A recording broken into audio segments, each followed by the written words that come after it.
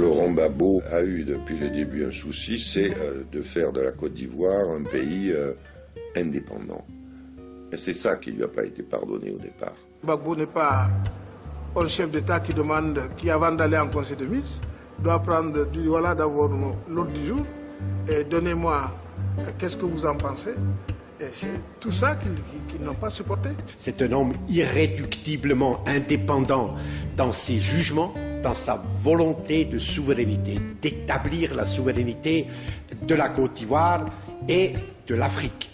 Et c'est cette dernière qualité qui lui a valu des inimitiés, des haines qu'il a concentrées sur lui du président Chirac ou d'un certain nombre d'autres. Il a hérité d'un certain nombre de problèmes avant d'arriver au pouvoir. Ce n'est pas lui qui a créé l'ivoirité, je crois qu'il en a hérité.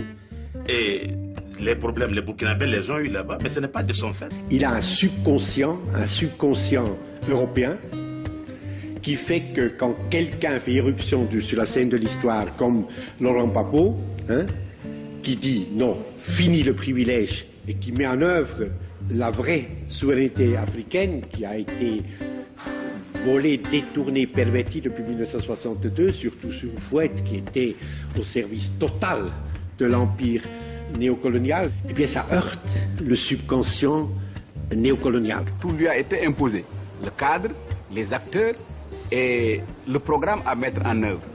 Mais il les a acceptés, il n'a pas voulu la confrontation directe, mais au fur et à mesure, progressivement, avec les premiers ministres successifs, que ce soit Seydou Diarra ou Konan Banny, il a montré dans l'application les limites justement de ces accords de Marcoussis. Cette, je dirais, révolte africaine pour plus de respect, pour plus de dignité et pour une souveraineté effective, cette révolte-là ne plaît pas à beaucoup de puissances occidentales qui ont inscrit leur avenir dans l'exploitation des États faibles, qui ont inscrit la préservation du niveau de vie de leur population dans l'exploitation à vil prix des matières premières des pays du tiers-monde et qui voient, je dirais, cette revendication de souveraineté et d'indépendance comme une menace pour leurs intérêts. Et donc qui se mobilisent, qui se coalisent pour étouffer cette expérience qui leur paraît dangereuse pour l'avenir du monde occidental, puisqu'elle peut faire tache d'huile dans l'ensemble des pays africains. Et si tel était le cas, la grave crise à laquelle est confronté aujourd'hui le monde occidental ne pourra pas trouver de solution. Parce que pour que aujourd'hui le surendettement que connaît l'Europe par exemple, la crise financière que connaît les États-Unis par exemple, trouve une solution, il faut qu'on trouve des débouchés, il faut qu'on trouve des régions où on peut acquérir à vil prix des matières premières, des ressources pétrolières. Il faut que dans le combat et dans la confrontation face à la Chine et à l'Asie qui émergent, il faut qu'on puisse préserver l'Afrique comme une chasse gardée et bloquer les initiatives chinoises. Et cela fait qu'aujourd'hui l'Afrique est un enjeu pour l'avenir de la civilisation occidentale. Et donc la crise en Côte d'Ivoire et le positionnement des uns et des autres, il faut l'analyser par rapport à cette géopolitique internationale. Et donc par rapport à ça, il y a ces puissances qui se coalisent, mais nous avons une obligation de résister. De la même façon que nous nous sommes battus pour mettre fin à l'esclavage, de la même façon que nous nous sommes battus pour acquérir l'indépendance formelle, mais dont le contenu a été vicié, aujourd'hui c'est le même combat qui est engagé ici en Côte d'Ivoire pour une indépendance réelle, pour une souveraineté effective et pour que l'Afrique puisse exercer de façon responsable l'autorité sur l'ensemble de ses ressources, sur son territoire et puisse donc se prendre en charge et je dirais s'assumer totalement, se faire respecter sur la scène internationale. Et je crois que c'est ce combat, et le combat qui est mené contre les institutions de la République de Côte d'Ivoire, c'est un combat contre la souveraineté de la Côte d'Ivoire et nous devons nous mobiliser pour ce battre. Donc, le combat du président Laurent Gbagbo continuera jusqu'à ce que cet objectif soit atteint, à savoir que la Côte d'Ivoire est respectée. La Côte d'Ivoire est considérée comme un pays adulte. La Côte d'Ivoire, la souveraineté nationale est respectée et les institutions de la République de Côte d'Ivoire sont respectées. Leurs décisions sont prises comme des décisions émanant d'un peuple souverain.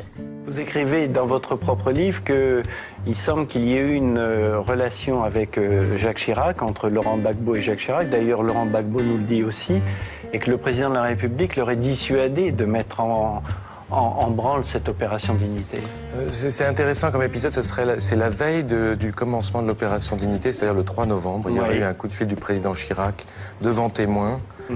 Je crois qu'il y avait son chef d'état-major de l'époque et Michel Barnier, qui était ministre des Affaires étrangères, qui ont assisté à la discussion. Et donc Jacques Chirac, informé des préparatifs d'une opération militaire en Côte d'Ivoire, aurait essayé de dissuader Laurent Gbagbo de passer à l'acte. Qu'est-ce que dit Laurent Gbagbo? Il dit, à mon avis à juste titre, là il dit, mais les Français n'ont pas compris, est-ce qu'à la Côte d'Ivoire, on a changé d'époque. C'est plus le président français qui peut donner des ordres, s'il n'a jamais pu en donner, mais disons qu'à l'époque d'Houphouët-Boigny, avoir une forte il y avait une connexion très forte entre Paris et Abidjan. Ouais. Et là, on a changé d'époque et Laurent Gbagbo dit très clairement, il dit, j'ai entendu ce que m'a dit Jacques Chirac, mais j'y suis allé quand même. Oui, c'était pas à lui de me dicter mon comportement. D'accord, ce qui est assez dans le tempérament de ce président. Oui, absolument.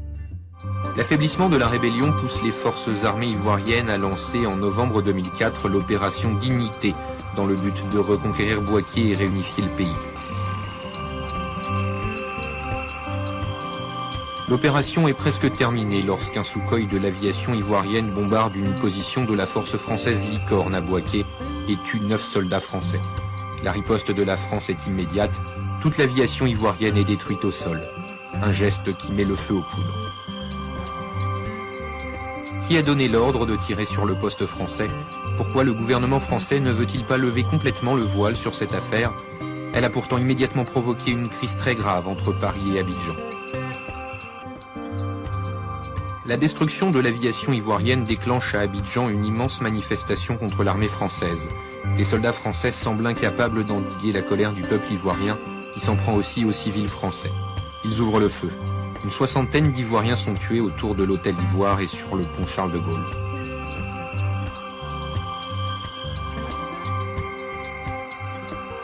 Ce qui m'a marqué dans cela, c'est que ce sont les Français qui contrôlent les identités des Ivoiriens dans leur pays. Et c'est des choses que j'ai rarement vues ou entendues, si ce n'est que c'est un pays occupé. Après cela, après les événements de novembre, tout est rentré dans l'ordre, mais c'était tellement chaud qu'il y a des Français qui n'avaient jamais vu ça ici. Ils n'avaient jamais vu la réaction aussi violente des Ivoiriens qui côtoyaient tous les jours. Et il y a des gens qui ont préféré rentrer toujours, parce qu'ils ont énormément perdu aussi dans cette affaire. On a eu l'impression que la Côte d'Ivoire était en train enfin de se décoloniser. Et donc de bouter hors le colonisateur colonialiste. C'était une impression qui était d'ailleurs soigneusement entretenue par le pouvoir en place, par le régime de Laurent Gbagbo, dans une orthodoxie idéologique parfaite. Vers le palais, ne pouvait pas dire, comme ils l'ont dit, on s'est perdu, on ne savait pas où on était. On s'est trouvé autour du palais présidentiel par hasard parce qu'on a fait une erreur. Je n'y crois pas une seconde. Mbeki arrive à Abidjan le 9 novembre 2004. Et ce dont il est témoin l'édifie sur le rôle de la France en Côte d'Ivoire. Les militaires français occupaient la ville d'Abidjan. Ils avaient le contrôle de l'aéroport, de la voie qui relie l'aéroport à la ville, des ponts, de l'hôtel Ivoire. Donc, ce sont eux qui décidaient de ce qui devait se passer. Ils ne voulaient pas que nous venions.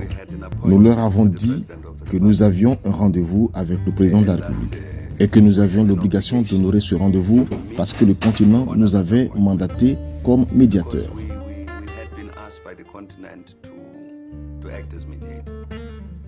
Donc nous avons dit aux Français que nous viendrons rencontrer le président Gbagbo le jour convenu, à la date prévue, et que nous devrions atterrir et circuler dans la ville.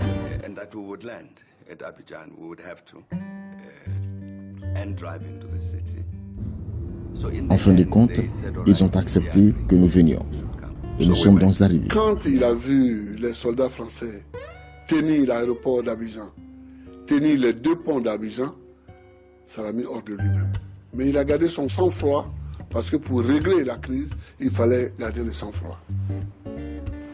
À Abidjan, un long bras de fer oppose Chirac à Gbagbo. Les deux hommes s'affrontent sur le renouvellement de la plupart des contrats signés par les grandes compagnies françaises avec le pouvoir ivoirien.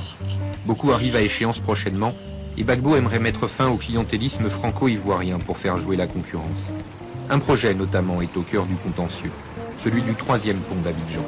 Pour le construire, une société chinoise aurait fait une offre bien plus intéressante que celle venant de Paris. La bataille d'Abidjan est aussi une affaire très juteuse pour certaines multinationales dont Laurent Gbagbo a finalement renouvelé les contrats. L'exploitation de café et de cacao est dominée par des grosses entreprises américaines, dont Cargill et ADM. Dans le cas du pétrole qu'on a maintenant découvert, et en particulier de ce 4e gisement, le gisement Baobab, pourquoi les Américains s'y intéressent-ils? Eh bien pour une raison simple, c'est que ces gisements-là sont et seront offshore. Et les Américains présentement ne s'intéressent sur la côte de l'Afrique et dans le golfe de Guinée qu'aux gisements offshore parce que ce sont des zones calmes, forcément, par définition. Aucune guerre civile ne peut menacer un gisement offshore. Et c'est ce qui les intéresse en Côte d'Ivoire parce qu'actuellement ils sont en train d'essayer de mettre la main sur tout ce qui peut leur fournir du pétrole au cas où leur échapperait l'énorme réserve, l'énorme richesse du Moyen-Orient. Il faut aussi et surtout compter avec le golfe de Guinée, qui se présente aujourd'hui comme le centre d'intérêt des pays à la recherche de la sécurité énergétique dont font partie la France et les États-Unis. Le golfe de Guinée dispose d'un des plus grands gisements sous-marins de pétrole connus au monde. Avec 24 milliards de barils de réserves de pétrole prouvées, cette partie du continent qui est la synthèse de l'Afrique centrale et de l'Afrique occidentale est de loin la première région pétrolière africaine avec des pays comme le Nigeria, l'Angola et la Guinée équatoriale qui figurent au peloton de tête des pays producteurs de pétrole du continent. Avec une production de 4,5 milliards de barils par jour, le golfe de Guinée est devenu une région des plus prometteuses, renfermant du pétrole brut de qualité, facile à raffiner. La forte attractivité de cette région suscite des convoitises de plus en plus grandes de la part des consommateurs. Les Européens, qui ont une influence traditionnelle, les Américains, qui entendent s'y positionner solidement et durablement, sans oublier les Chinois, qui sont en embuscade. Ces gisements offshore, présentant alors l'avantage d'être protégés des conflits armés de la région, garantissent une production relativement constante et sûre des exportations plus faciles vers l'Europe et les États-Unis. Le golfe de Guinée émerge donc aujourd'hui comme un nouveau centre de gravité énergétique et devient désormais le théâtre d'influences mutuelles entre la France et les États-Unis. Sait-il seulement, le président ivoirien, qu'il est pris au piège de la bataille américano-française pour le contrôle du golfe de Guinée? La Côte d'Ivoire demeure un pays essentiel avec son hub port, le deuxième d'Afrique après celui de Durban en Afrique du Sud, sa position médiane sur la côte atlantique et ses infrastructures économiques inégalées en Afrique de l'Ouest. Toutes choses qui devraient permettre des exportations rapides vers l'Europe et l'Amérique au départ du golfe de Guinée. Laurent Gbagbo, s'il n'a pas réellement touché aux intérêts français, Total vient de se voir accorder un important champ pétrolier, Bouygues et Bolloré n'ont rien perdu, il a lui aussi fait jouer les appels d'offres, invité de nouveaux acteurs économiques qui, craint Paris, pourraient se rapprocher ainsi du golfe de Guinée. Derrière le maintien ou non de Gbagbo au pouvoir, se joue le contrôle du golfe de Guinée, cet Eldorado pétrolier que Français ou Américains, en perte de vitesse dans le monde arabe et unis pour cette fois, ne souhaitent pas voir passer en d'autres mains.